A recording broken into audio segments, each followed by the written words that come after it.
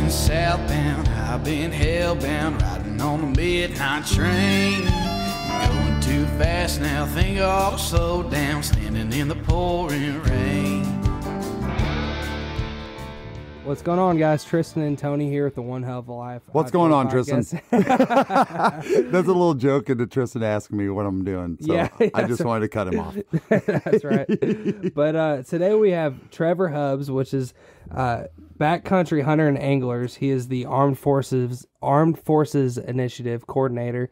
Trevor, thank you for coming on the podcast tonight and taking time out of your busy schedule to come on, man. And we're excited to dive into what you do. Can you give us a little background of, who you are and what you do and all that good stuff? Sure. Thank you guys so much for having me.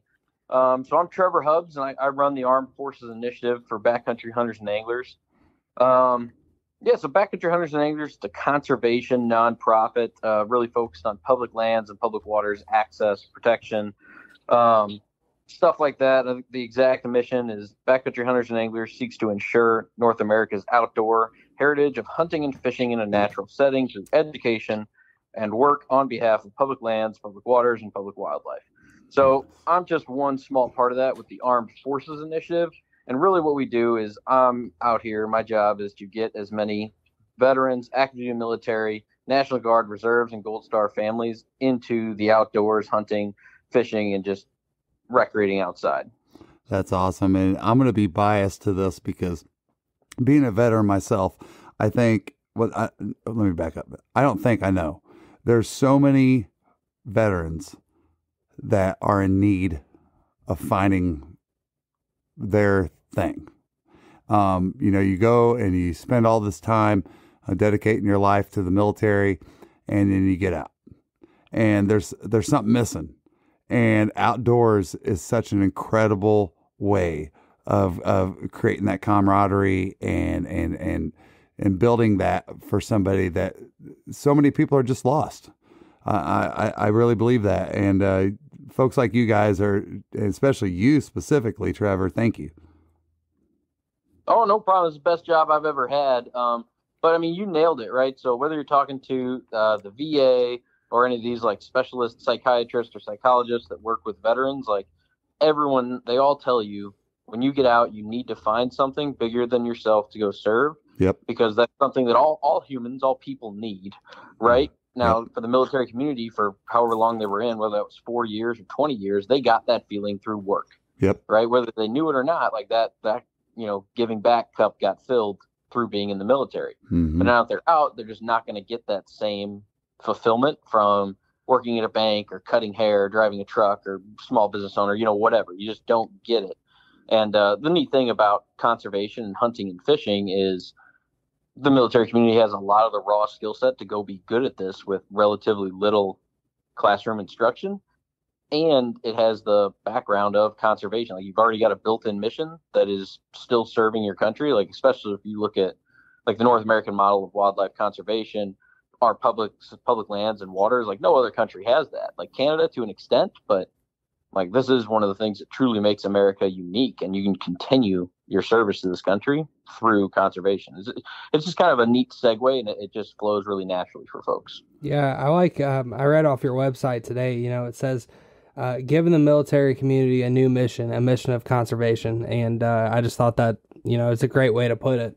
Yeah. No, I think speaking as a veteran, we are in search of that mission all the time, especially when you get out, because, one thing that I was taught more than anything in the military is, I asked my captain one time, I said, why have you put me through hell for the last 4 years? And he said, Officer Vogel, he goes, I looked at you and I said, he's not staying in my military, but I want you to understand one thing. When you get out, everything else is going to seem way more simpler. And it's always been that way ever since then. And it's a double-edged sword because as a person, yeah, we like our lazy times. Okay. Everybody does. But at the same time, as a veteran and serving in the military, that's not the way we operate. We operate with a go-go mentality. And, like I said, when you're overseas, you're working 12, 16, 18 I worked 72 hours without sleep one time because everything you do is work. But when you get out to the civilian world, you're like, 8 hours a day? Are you shitting me? You know what I mean? Really? Mm-hmm. And it just keeps you, or it puts you in a position of, I got to find something more. And to have a mission to support that helps our country and helps our lands, I think is just incredible. Yeah, it really works out. And you're spot on with the military. Like, I talk to a lot of folks that are like just getting out or about to get out, and they're like, I am looking forward to just doing nothing. And I'm like, yep, I was too. You get about 90 days where doing nothing is fun. Right. And after that, all right, I got to do something. Yeah. Yep. I got to be part of a bigger mission. That's funny, man. And can you go into, a couple examples, if you can, of, or maybe just one example of the type of trips that BHA does, for the Armed Forces Initiative, and what kind of like the goals of those trips are? Yeah, so the main trip, kind of like the bread and butter. I mean, we do like conservation restoration where we're planting native prairie grass or sagebrush or cutting back selective invasive species in an area and all these like conservation stuff. Oh, that's great. Which is kind of like what our folks graduate into, right? But our basic like entry level, like we at least 50% of our events are always this kind of event. We call it a dual skills camp. And the dual skills is like how to hunt and why to hunt, or how to fish and why to fish is kind of the best way to describe it. So I'll give you, I just got back from one last week. We were up in New England taking 27, I'm going to say veterans, but it's veterans active duty, National Guard reserves, just everybody. It's just easier to say veterans, but taking 27 veterans out. We were doing a duck hunt, and we're like 32 miles north of Boston. Like so close that it doesn't make sense, right? Like that's not duck area. Why would you go there? Right. Because the whole thing is we want to get three things out of it, all of these events that we do. The first one is like we call it just short-term medicine. It's just time outside, right? Time away from your phone, away from your email. Just get out there and just learn how to interact with the outside world in a participatory manner, right? And what I mean by that is like we're not doing yoga, we're not meditating, like we're out there, I'm teaching you how to set decoys. This is why we set in a J here, why we're setting in like a U pattern over here. All right, this is a hail call, this is a feeder call, like really how to participate in this cycle, right, of in this case duck hunting, but we do it for smallmouth bass, for tuna, like all parts of the country, right? But in this example, it's duck hunting. So during the day or in the morning, right, you're out, you're duck hunting with your mentor. Mentor in a duck hunt has 3 to 4 people with them, depending on the size of the boat and the area, right? But each mentor has a job, and then you'll cycle through mentors every day of this 3-day event, right? So you get different stuff. One will be teaching habitat identification, what ducks need, why they're here. One will be teaching how to call. One will be teaching how to place decoys. And the theory being that once you leave your time in these 3 days with these mentors, you have just enough information and experience to go out and do this again without depending on anybody else to kind of take you, or any other nonprofit to take you. Like you're self-sufficient almost. And so that's the first thing. The second thing is we like that campfire time, call it camaraderie, call it whatever you want to call it. But it's just we take veterans from the same community. So these were all from the Northeast, which is it's not a small part of the country, but give or take, you're a 90-minute drive from each other. Sure. Right. So I just spent 3 days introducing you to each other. You're hanging out, you're living together. We're in Airbnb for this because it's December in New England and it's cold as hell. But here's a bunch of people with the same life experience as you that also want to learn how to hunt and fish, and you all just went through the same class together. Right. The likelihood that those people will leave this event and then go hunt and fish again together is super high. Like I can tell you exactly based on our post-event surveys that we've sent out for 3 years that 82% of our participants go hunting or fishing again within 18 months. Wow. Right. And so if we consider that like the base entry level to participating in conservation, right, is buying a hunting license again and paying into the system, 82%, which I think is a good number. Hopefully we get even higher, but we'll see. And then the last thing from each event that we're trying to do is that mission, right, of conservation. So you finish, let's say you're picking up decoys at noon, you get home, you grab a salami sandwich or pepperoni or whatever sandwich we're making that day. And then I'm bringing in a biologist or some sort of field expert on waterfowl that's going to talk about this is where your waterfowl federal stamp dollars go. Like, this is a wildlife refuge. This is what pays for the refuge system that gets these ducks out here so you can go hunt them. This is where your hunting license dollars goes. This is what the North American model of wildlife conservation is and how it all works, right? Mm-hmm. So the goal being, like, in a perfect scenario, you come to one of these dual skills camps, you meet a bunch of people you can go hunting with, you learn how to go hunting without depending on anybody, and you learn enough that you can go to Department of Natural Resources or environmental agency or whatever your local agency is meeting and say, as a veteran, I think X, Y, and Z about the waterfowl season, and you don't sound like you don't know what you're talking about. Yeah. Does that kind of make sense? Absolutely. And I think it's amazing because it's no secret that, especially, particularly in the waterfowl community, that we're losing numbers as time goes on, and I think it just sounds like from what you guys are doing, and I know you guys do other stuff outside of waterfowl, but it's just a great way to get people into the outdoors. And like you said, 82% in the last 18 months have gone again. I mean, okay, so that's another year down the line, buying another federal duck stamp, buying your hunting license, all that good stuff.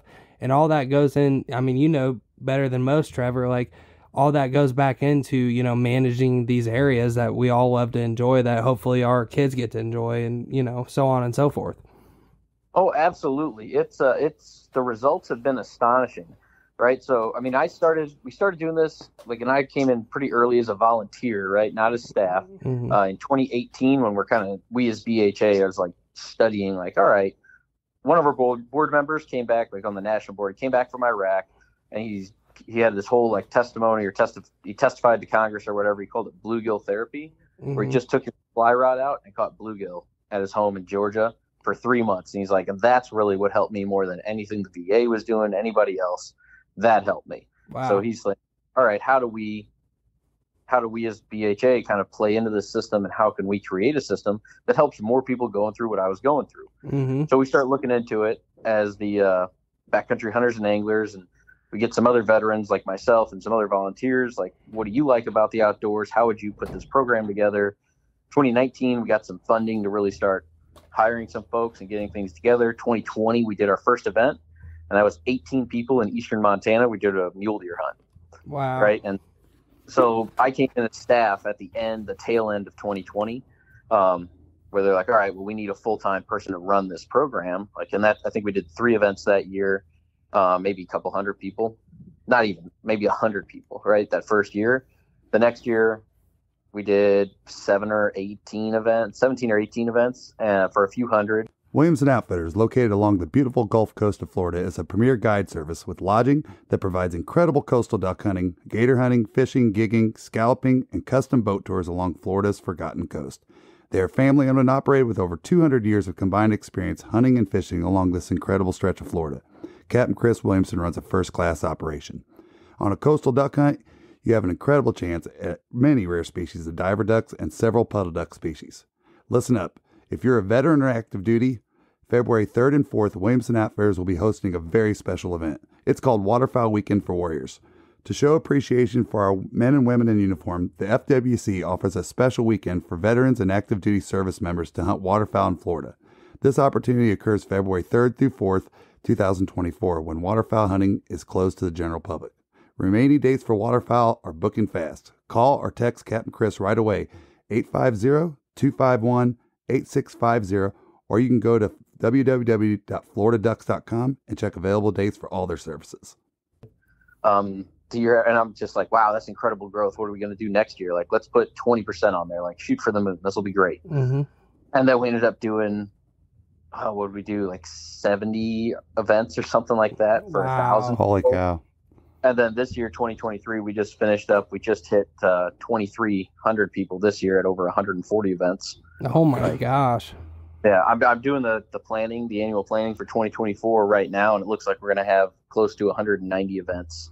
Wow. And it's getting crazy. Well, so, I mean, there's a need for it. People are super interested, like, yeah, which is good.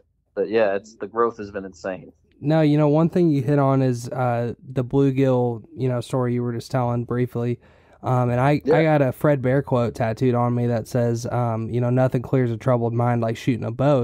We grew up archery hunting, and I'm not a veteran myself, but I understand the value of being, it's you and that bow, or, it might just be a target or it might be a deer, but in that moment, that's all it is. It's therapeutic in the sense that, like, you can escape, everything going on in your life and just focus on a goal. Yeah, it forces you into a situation where you can't think about anything else other than what you're experiencing. Mm-hmm. Yep, you're completely engaged in the outdoor, whatever experience. Even if it's just for those 4 hours of that morning duck hunt or whatever, you're like, that's 4 hours that you're not thinking about, something that's not great. Because that's the other real benefit. Don't get me wrong, all about conservation, public lands, and creating conservationists, but like I don't want to say the secret mission or whatever, but like what I really like to get out of this is there's just so many people that need something like this, like in a desperate way. Like I have a whiteboard in my office, and I put a tally mark on it for every time somebody calls me or emails me or texts me after an event, like, hey,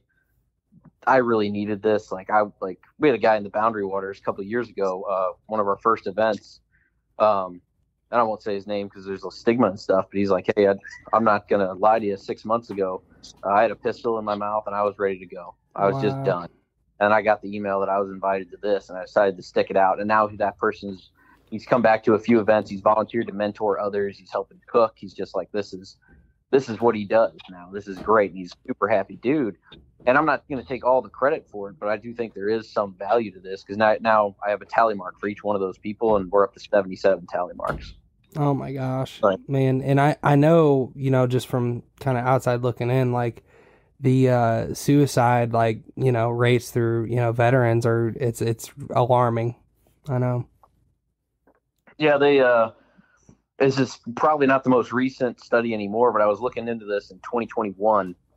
And the numbers then from the VA was a male veteran age 18 to 35 was 63.6% more likely to commit suicide than his civilian same age peer. Oh my gosh. That's just incredible. Like, yeah. How is that thing? Like, we got to get on this, man. Oh my gosh. That is shocking. That's crazy. Yeah. Holy cow. Well, yeah, no, it's great that, y'all are doing what you do. And, we have a kind of friend of ours that I would not be surprised if y'all end up crossing paths with him, but his name is Mike Dragic, that he, started Project Savior Outdoors, out of Florida. Very similar kind of mission to what y'all are doing. And he's a Marine vet himself, and, just a real neat dude, and same exact mission statement, kind of like you guys are along with. Sure. And I just think it's awesome that y'all are doing that. It's a great time. It's my wife kind of looked at me like I was crazy a couple of years ago, because I got out of the Army and I used all my benefits. I went to school, I got a master's degree, started getting into business, and there was always something missing where you're just like, I was never really like happy, I guess. Like, I don't know, maybe a dramatic way to say it, but you're not fulfilled. Like, fulfilled. Yep. I came back and my wife, and I was like, hey, the CEO at the time, Antoni, has asked me to take this position and run this full time. What do you think about that? And she's like, well, what's he going to pay you? I'm like, about $100,000 less than I'm making now. And she's like, well, and we were in a good position financially, but honestly, like, at the time, super nervous about it. And now it's like, I can't believe I even thought about not taking the job. Like, this is the best job I've ever had. That's awesome to hear, man. It's just a testament to what, people say. It's like chase after the dream instead of chasing after the money. And, that's just, that's exactly what you've lived right there. Yeah, it's definitely incredible. I know you had a bunch of questions on your like preliminary sheet that you sent me, and I forgot them all. So sorry if I'm missing. No, man, no, you're good, because we just kind of use those as just kind of a rough guide to touch it. Make sure when we leave the podcast, we're not like, shit, we should ask that, Yeah, sure. Yeah, and I'm gonna throw something at you. There's that one call that you've gotten, or that one email. Mm-hmm. What's one that sticks out from you of that life that you changed? Honestly, the one that sticks out the most. So the first year that I was doing this full time, I had like 6 volunteers, right? 2 in Montana, 1 in New Hampshire, 1 in Missouri, and 1 in Wisconsin with me in Wisconsin. And really they're all volunteers. I'm the only staff guy, so I'm driving around doing everything. I was on the road 227 days the first year. Wow. Wow. This year I was still on the road 120 something days, but That's still a lot. it's a long time. Like it was, you come home, refit, and you're using all your own personal gear. Like we're on a shoestring budget. Sure. So you're just like hooking up the duck boat, driving it across the country to New York, or driving down to Oklahoma or Montana. Like, how do we do this? And it's not even the duck boat; it's just everything: hiking boots, backpacks, just you name it, we're doing it. But so we had a pheasant event. I was coming back from a deer event in Wisconsin. I got like 4 hours of sleep, refitted, packed up the truck for a pheasant event in South Dakota. Drove 12 hours to South Dakota overnight. All day up teaching pheasant hunting, like basic upland tactics. Bring the biologist in. He talks about why there's great pheasant hunting in South Dakota, yada, yada, yada, all this stuff. But I have another event in Oklahoma that started 2 days later. So I had to hand that pheasant event off to one of our volunteer leaders. Like, hey, shoot, this last 2 days has been good. Finish out the next 2 days. Here's the schedule. You'll be fine.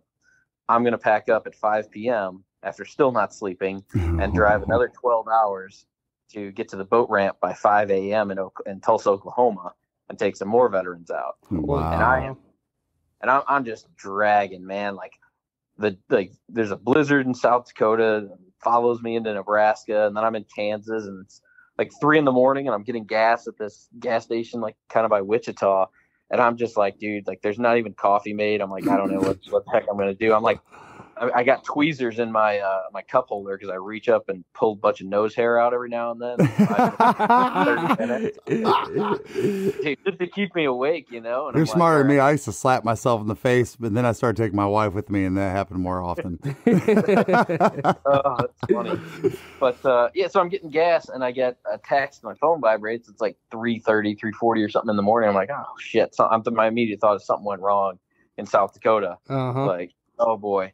And it's a Marine veteran. I'm not going to say his name, but he's calling. He's just like, hey man, like this is just incredible. Like, and it's after 2 days. I can't wait for the next 2 days. I wanted to catch you before you left, and then you were just gone, and everything's going fine. But I really needed this. Like my wife made me go to this. Like I'm not even a hunter. I just I had to do something because I wasn't going to be here in a month if I didn't go to this. Wow. And the really, I guess, selfishly, the reason that one sticks out is because I needed that text at 3 a.m. to get me the next 2 hours to Tulsa without just crashing my truck or something. Cause it's like you're just so tired and you're just like burning money. Like I ended up investing like $20,000 of my own money to start the program, and you're just like, oh God, like is it all going to be worth it? And then you get something like that, and when you absolutely need it, it's like, yeah, we gotta keep going. This is why I do what I do. Wow. Yeah. That's incredible, man.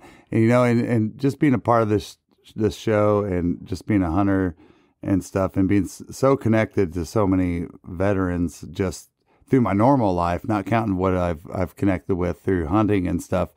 I don't know that there is another outlet than the outdoor world that gives this peace to folks. I really don't know that there is another one. And I'm not saying specific to any kind of hunting or specific to any kind of fishing. It's outdoors. And even if they don't want to be a hunter, just going out and finding that peace in the outdoors is something that's so needed. And I just can't imagine, you know, we've got a good buddy of ours. I don't know if you about Mike. Yeah. I mean, it's even more closer to me just because he's such a good friend, you know, and I don't know, man. I mean, to think where we were at, say 5 years ago, without folks like you guys and so many other great organizations that are helping getting people into the outdoors, I just can't imagine the amount of lives that have been saved. It's a real deal, man. It's a real deal. I know people to this day that can't go into a restaurant without sitting with their face towards the door. They cannot sit in a restaurant with their back towards the door. And I don't need to tell you why. You should be able to figure that out, you know. Yeah. And what an uncomfortable feeling to live with the rest of your life just because you went out and served your country. You know. Oh, the incredible anxiety just that people are walking around with every day. Like it's it's incredible. Like just I don't know how people do it. Like, and I don't know if it ever truly goes away, but it's sure feel. And we've tried to put like metrics on that for grants and for other things with like the federal government and state agencies and private donors to try and like explain what we're doing, especially to folks that don't necessarily come from a hunting background, where there's like, oh no, you're going to take a bunch of vets with PTSD and you're going to give them guns. That sounds like a terrible idea, Trevor. And I'm like, yep, when you put it that way, it does. But and so I've been trying to find like, what's the best sales pitch here? How do I convince them? And I'm going to the participants. I'm like, hey, what do you like most about this? Or what about this place or this hunt or whatever? Like, what are we doing wrong? What are we doing right? What is working here? And I've got about 100 and over that now. Like last time I checked our surveys, we had like 177 results that just had the same answer typed in. It was just, I just feel better out here. Wow. And I'm like, that's simple. Which is a cool statement, but it's like, scientifically, I can't give this to anybody. Like, right. you know? Exactly. I just feel better, Trevor. You hear that just every event, every day. Like, wow, so cool, man. So cool. How, Trevor, how can people get involved that, I want to hear it from the military community, getting plugged into y'all's events and all that, but I also want to hear it from the side of if there's a landowner listening to this or somebody that's just a guide that wants to donate their time, or can you go into that kind of thing? How can people get involved in donating, just resources? Well, yeah, because I mean, most states towards the end of their duck seasons are having those veteran and active duty days. And what a great way. I mean, Kade Delta Thunder Outfitters always just opens his doors. He's just like, dude, I would tell him, I would say, I'm bringing these veterans with us. He goes, Tony, I don't care. I'm like, well, it might be more than I expect. I don't care. We'll figure it out. That's a great point, Tristan, is how can other people get involved, not just end users of this program? Yeah, I would love all the help I can get, right? So I'm still the only employee. We're only growing. I've got a lot of great volunteers, but I mean, the best way, honestly, is just email me. So it's just my last name, Hubs at backcountryhunters.org. And if that's too hard to remember, do Armed Forces Initiative at backcountryhunters.org, just all spelled out. And this is all on the website, or reach out on Instagram, Facebook. I don't care, man. You can send me a carrier pigeon. I'll be sure to put it in the description of this podcast too. Yeah. But, hey, all that help would just be amazing. Like a lot, especially the outfitters, like we've had, I don't want to say bad luck. Like we've run into some amazing outfitters that help us out. And we've also run into some terrible ones where I'm like, really trying to do this. Like we had I'm not going to say who, I don't want to mess up their livelihood, but we were in a state in the south central U.S. doing a snow goose hunt, and it was outfitted because, you got 900 decoys, and I can't afford to buy 900 decoys for the program, For sure. But anyways, they're going through an outfitted service, and we killed 128 geese one of these days. I'm like, just had an amazing day, and I'm getting ready to split volunteers up. Like, all right, you guys are going to teach processing. You guys are going to vac seal and stack them in the freezer. And you three guys are going to go start cooking dinner because this is going to take forever. And truck drives by with all these snow geese in the back. And the outfitters was like, oh, hey, where are you going? Are we in the wrong spot? Like, I thought we were cleaning them here in this like shed or whatever. And he's like, oh, we're just going to pitch them in the ditch. Like, that's just what they did because they'd never had clients that wanted to keep them. I'm like, well, that's not really what we do here, man. Right. Yeah. Right.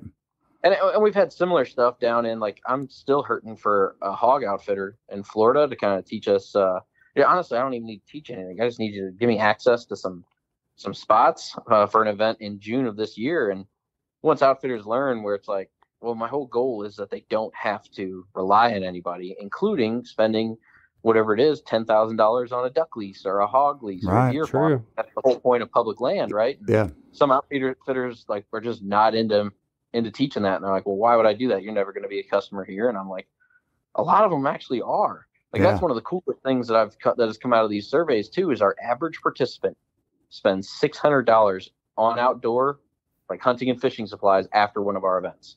Wow. Like, these are not typically like broke veterans, you know what I mean? Like, I hate that term, but like, these dudes have these dudes and gals or whatever the most inclusive term now is, but like, they've got some money to spend. Like, we just finished that duck hunt, and I told these guys, like, hey, if you think you might get into this, like, don't break the bank. Go buy a Remington 870 pump. It's going to work forever. It's going to last forever. And if you're really into it, then upgrade and get yourself a Stoger or a Benelli or something. Like, don't go crazy. And 6 of the dudes from that event have already texted me with their new Benelli Super Black Eagle. Right, it's $1,600 shotgun, and they're into it. We did another event in Oklahoma 2 years ago, and I'm getting ready to do that one again in 2 weeks. But three of the 16 people from the original Oklahoma event went and bought a Grizzly, just a Tracker John boat, because that's the boat I was driving. Like, wow. These folks they come to these events, and they come to these events, and then they see like what we're doing, and they see like what they're having success with, and you're showing somebody their first duck and their first time duck hunting. Like, they're going to go home and they're going to spend this money on something that they're passionate about with what they know. In this case, is a Benelli, because that's what I shoot, and it's a Grizzly Tracker John boat, because that's what I was driving. Well, and you hit on something interesting there, and I think here's my psychological take on that. Us as military folks, we're very structured and process driven. So much to the point where, like my wife said, you are so OCD, you're going to drive me crazy. But here's the thing. You're right, because we get into something like and see that, and you're like, okay, this is what works. And I can very easily see military folks that are just like, yeah, I'm going to go with what I've seen. It's easy. It works. And it's part of the process of killing ducks. I need that boat, or I need that gun, or I need that. Now, I do have to warn all of you Marines that you will have to learn how to shoot shotgun. This is coming from a Navy guy. I throw a little funny out there, but in the outdoors, every detail counts. See sharper, aim clearer. From the river's edge to the heart of the flooded timber, Hook and Bullet has your vision covered. Hook and Bullet's purpose-built optics are flawlessly crafted to give you an edge regardless of your outdoor pursuit. Use code ZeroDuck30 for 15% off a pair of Hook and Bullet sunglasses today. But the stereotype is that the Marines don't know how to shoot shotguns. Man, yeah. But that's 100% real. For everybody. People a lot of folks want to think like the military's expert shooters and all that stuff, and I'm sure everybody's proficient. Like, I did 8 years Army infantry, like airborne, all the stuff. Like, I'm not a great shot, but man, when you teach these folks about something new, like shotgunning or muzzle loading, or something that they're not necessarily familiar with, and it is back to square one. Like, they get good really fast, but they start out terrible, like everybody else. Oh, and once they get into it, they're going to go full bore. I mean, full bore, 100,000%. You know, that's so cool. But I mean, to get back to the outfitter thing, I would love all the help from an outfitter I can get.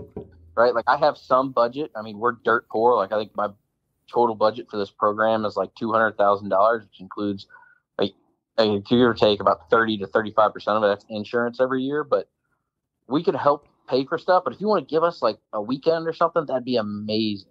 Like, just like, and I don't need like turn down service. If you're doing lodging, I don't need cooking. We could do all of that. We just need the space.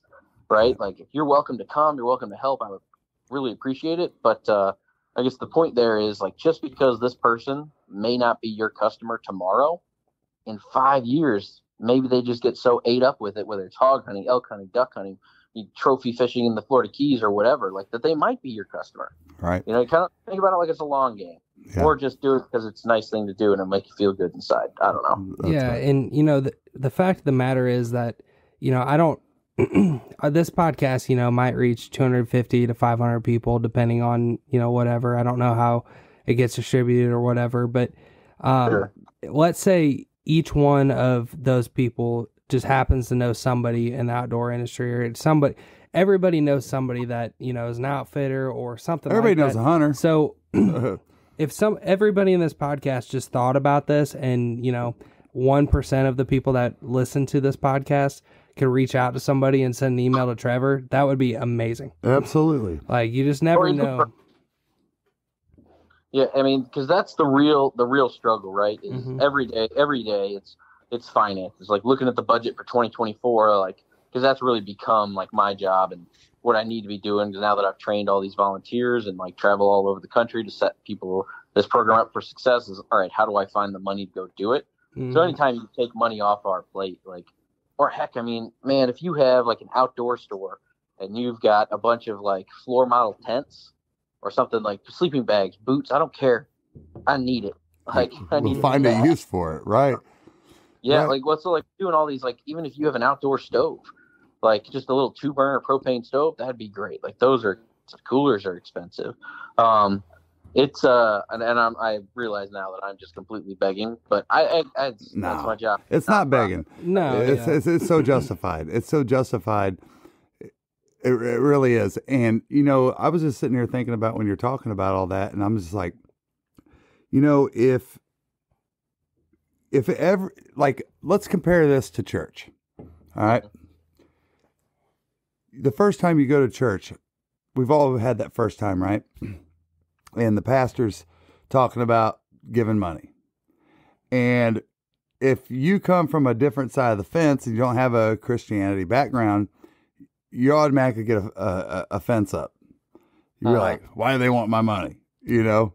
But as you progress through the process and start to learn what the mission is about, somehow you don't have a problem with giving money to help that mission. And I'm just using church as an example, but there's so many other ways. That's no different than buying into the whole conservation, model of North America. I've always said people that don't support conservation are dumb to conservation. Mm-hmm. And I'm not disrespecting anybody. I'm just saying we're all dumb to something. Mm-hmm. And you're dumb to that. Something like giving back, to something like this is such a huge platform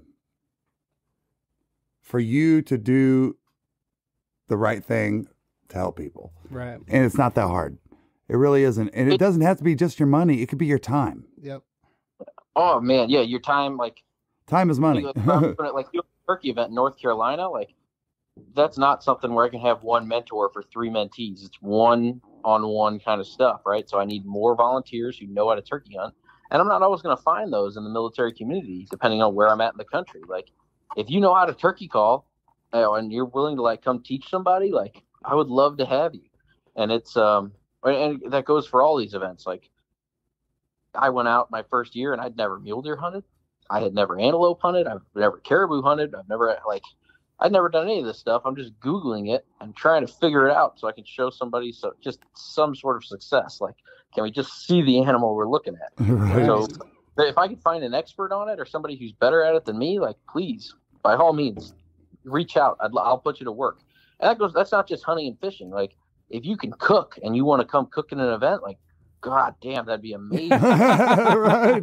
Same menu for all the events I host. I do a pork chop night.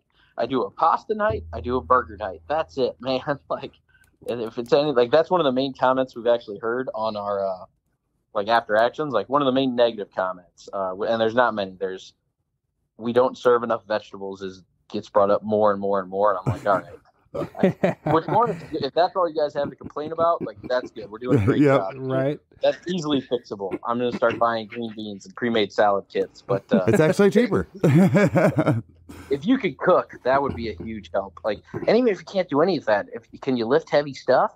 Right. Like, come show up and tend the campfire and help me carry gear in and out of the trailer. Like, can you run a camera? Can you write an article for us? Like, yeah, that'd be whatever you could do, wherever your talents lie. I could probably use you for something. Like, that's great.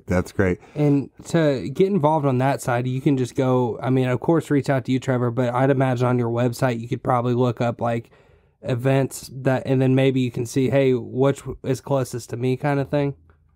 Yep. So the goal is that you're never more than like a 2-hour drive from an event. Mm-hmm. Like, no matter where you're at in the country. Now, Hawaii is the one where we just don't have anybody in Hawaii right now. So if you're in Hawaii, you just got to come to the States for an event, or the mainland. But yeah, so on the website, I'm committed. I will have all of our 2024 events, or at least a good chunk of them, posted by the end of January, like listed out all the details that you need. But if you go to like the AFI leaders section, like scroll to the bottom, there's a bunch of little like tabs where you can read about different stuff. So the AFI leaders section has all of our leaders by state with their email address. So we have states, we have active duty installation clubs where they have people on them. Like you can reach out to me if you want to. You can reach directly out to them as well. They're all empowered at the local level to make these decisions and run these camps as efficiently as they see fit. Like I'm just here to help. Yeah, no, that's awesome, man. Yeah, I appreciate it.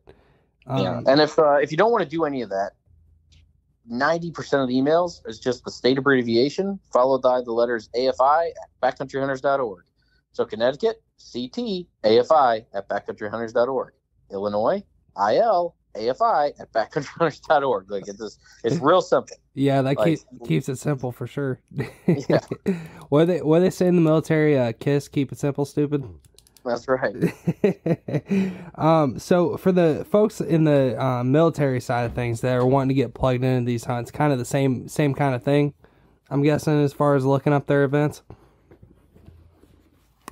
Yep, absolutely. The main thing on the military side is, I know, like, what's the old adage or whatever, like, if you ask somebody to come to help themselves because they need help, you'll get one person. Mm-hmm. But if you ask a bunch of people to come help somebody else, like Oh.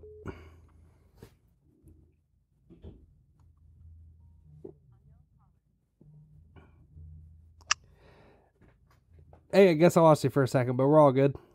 Yeah, sorry about that. Do we need to re-record, or should I just... No, we're good, man. Oh, okay. Sorry about that. No problem.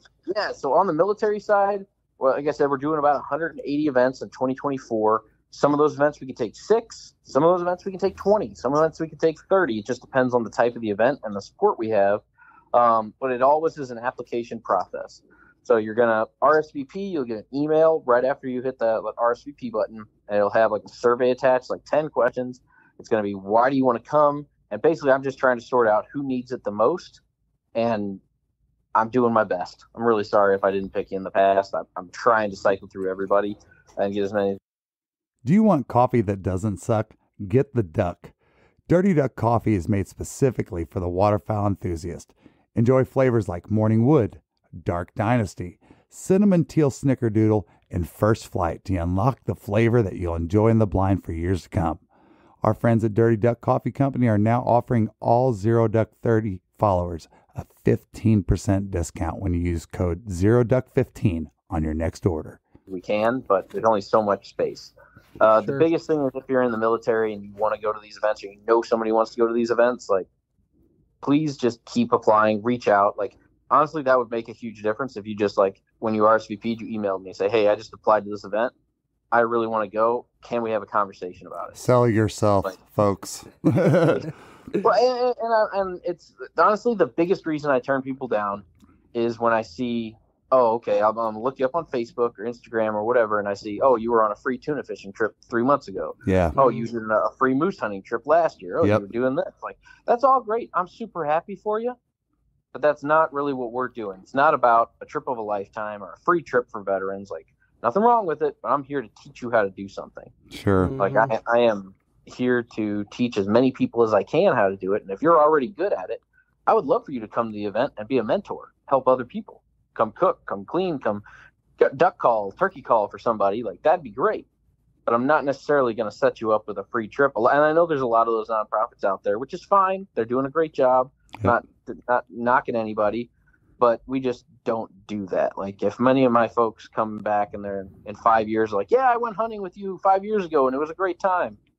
I've failed. Like, that's not the goal. The goal is, oh yeah, I went hunting last weekend or last season and I can't wait for the next season. It's a lifetime of experience, not a once in a lifetime experiences. Yeah. Right. And I imagine that the idea is that you're making a lifetime, hopefully creating a lifetime change in that individual. And that's exactly the hope. The other thing is, if you're like me, like coming from the combat arms or like the branches or the jobs that got paid to sleep outside and carry a gun, like, mm-hmm. I get it. It seems like work. You're going to leave the military or you're left the military and you're like, yeah, I've seen that movie, Trevor. I'm not doing that again. It's not for me. Give me a weekend. Yeah. Like, I promise, give me a weekend. And I'm not saying it's going to be the answer for everybody, but worst case scenario, you lose 48 hours of your life, like spending time outside doing stuff that you don't want to do.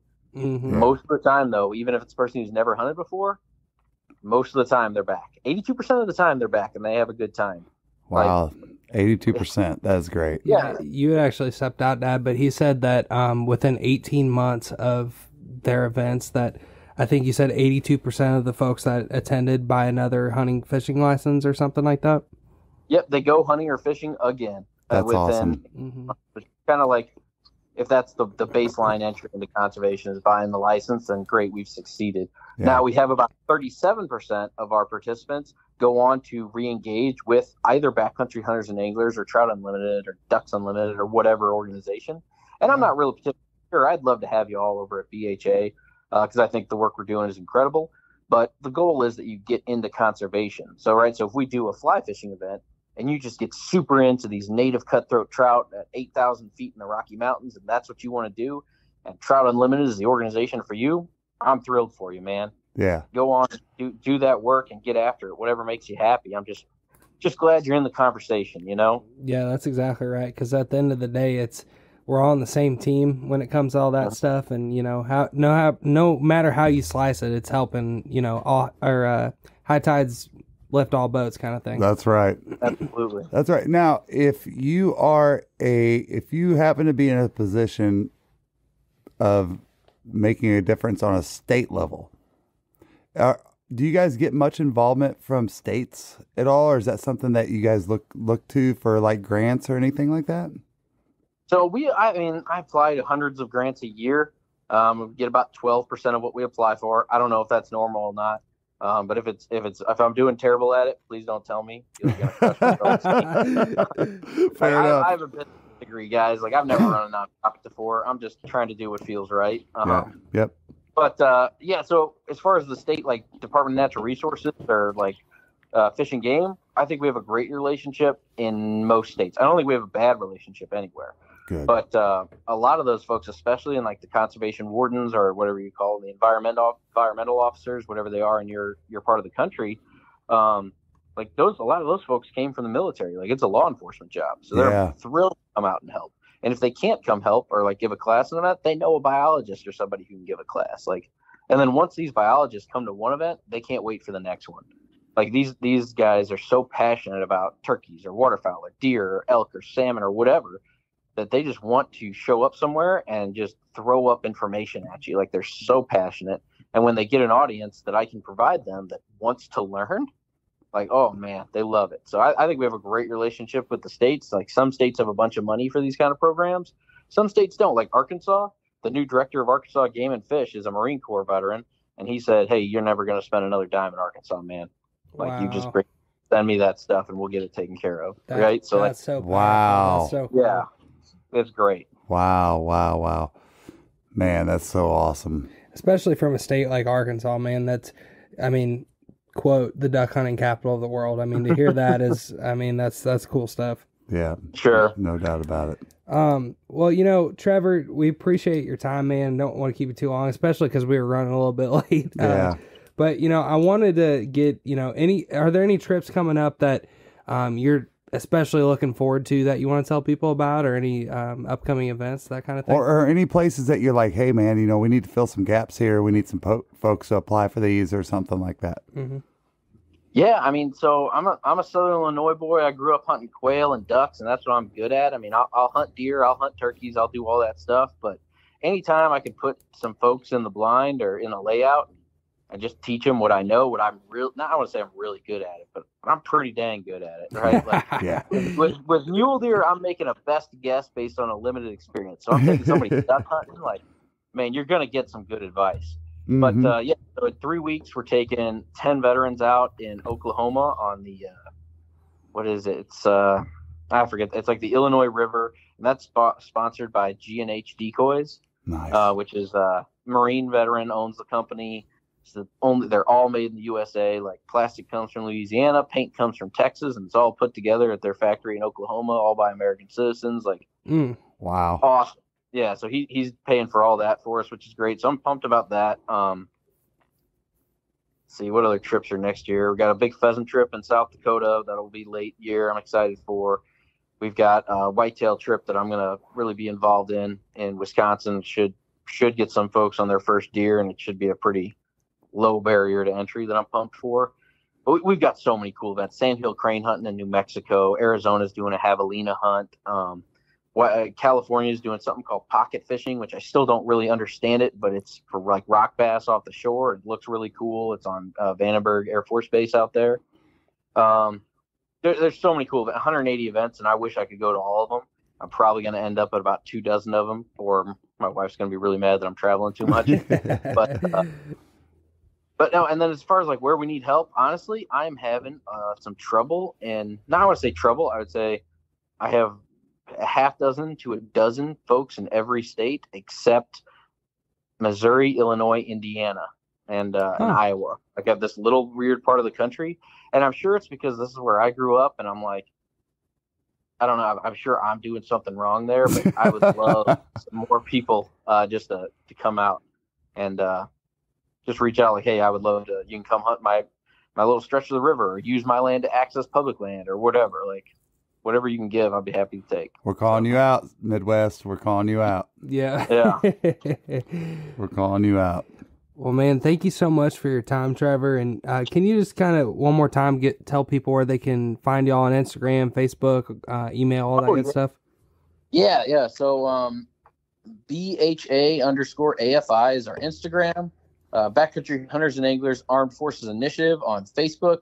You can Google just the letters BHA, and the first result is going to be the Boston Housing Authority, so don't click that one. The second result is going to be like beta hydraulic acid. Don't click that one either. But the third result, that's the Backcountry Hunters and Anglers website. That's what you're looking for. Click that one. You can also just type in Backcountry Hunters on Instagram, and that'll take you to the main organizational page. And if we're on YouTube too. I think they're just the BHA Armed Forces Initiative on YouTube. That's all volunteer run. Like I'm not a social media guy. I do my best, but I'm just not good. Like I can look at a picture that was taken on a $10,000 camera and look at one I'm taking on an iPhone, and I'm like, those are the same. So I just don't have the eye. But we got a lot of great volunteers who run that stuff that are trying to help you out. But yeah, and then if you want to just email me, Hubbs, HUBBS @backcountryhunters.org, or Armed Forces Initiative @backcountryhunters.org. Or if you can't remember any of those, just admin @backcountryhunters.org, and that'll take you to our intern team, and they're going to do their best and forward all those emails to me like they normally do. So, and here's one thing I'm gonna kind of help close this up with. If you're listening to this podcast and you know a veteran, and you know you do, it's your mission to get them connected. Reach out to people, y'all. It's just like, one of the best times to invite people to church is Christmas and Easter. You can do this all the time. If you know somebody, reach out to them. You might have changed somebody's life or saved somebody's life just because all you did was made a phone call. Yep. Just remember that. Perfect. Absolutely. Great way to. Well, man, thank you so much, Trevor. And yeah, man, just appreciate your time and all the information you dropped. I think you guys are doing a great thing there, and we're humbled that we were able to help share your mission on this podcast. Yep. Thank you, Trevor. No, thank you so much for having me. I really appreciate it, guys. Have a great night. Yes, sir. Have a good one. I've been southbound, I've been hellbound, riding on the midnight train. Going too fast now, think I'll slow down, standing in the pouring rain.